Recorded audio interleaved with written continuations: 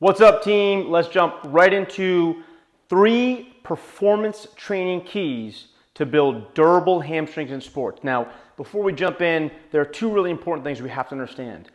The hamstring muscle group is put under a ton of stress in sports because sports live on this acceleration, deceleration, re-acceleration continuum, right? This constant rapid change of speed and direction, which that's inevitable. It's sports, right? Basketball, soccer, baseball, hockey, football, tennis, right? That's sports. So we need to keep up with that. We need to put our athletes in a great position to have durable hamstrings, reduce the risk of hamstring injury, and promote hamstring strength, power, and durability.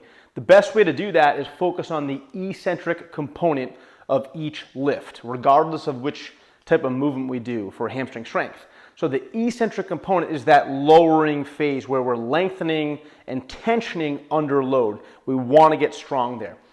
3 things to make sure you're doing in your training program when you're targeting hamstrings is use anatomy and the function of the hamstrings to guide you. Number 1 is make sure you're targeting hip extension based exercises like Rdls, etc., etc. Make sure you're also targeting, number 2, knee flexion based exercises for hamstring strength like Nordics, etc., etc.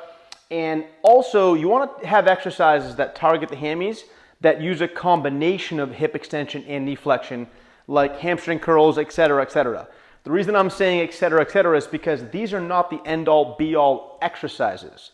Yes, those motions are important, right? Hip extension, knee flexion, and the combination of both.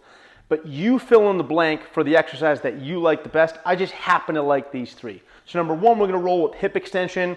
We're going to do Rdls. You can use barbells, kettlebells, dumbbells, or whatever you have access to. Feet are hip width apart.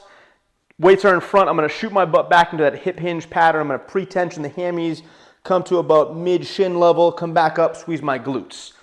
Notice in all 3 of these exercises, I'm really focusing on the slow and controlled eccentric or the lowering portion. That is a key thing we want in all these. Number 2 is I'm cheating a little bit, right? So number 2 is knee flexion. I'm doing a fixed or an isometric knee flexion position. I really like Nordics. The lowering or eccentric phase is super important and valuable for sports. So that's why I'm putting it in here. From here, keep a straight line from my knees, through my hips, through my shoulders.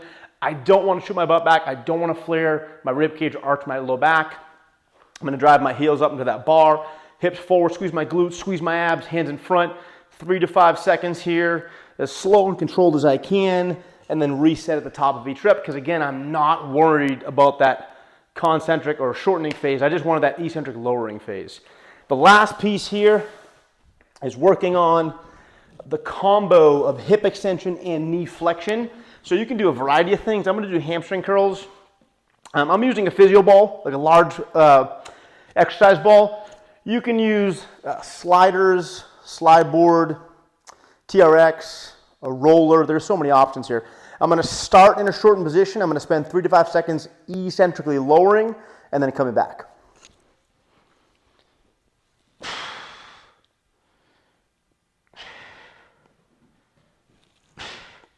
And that's an example of a hamstring curl that satisfies both hip extension and knee flexion. Again, I don't care which exercise you do, but make sure you're targeting all 3 of those keys for durable hamstrings in sports.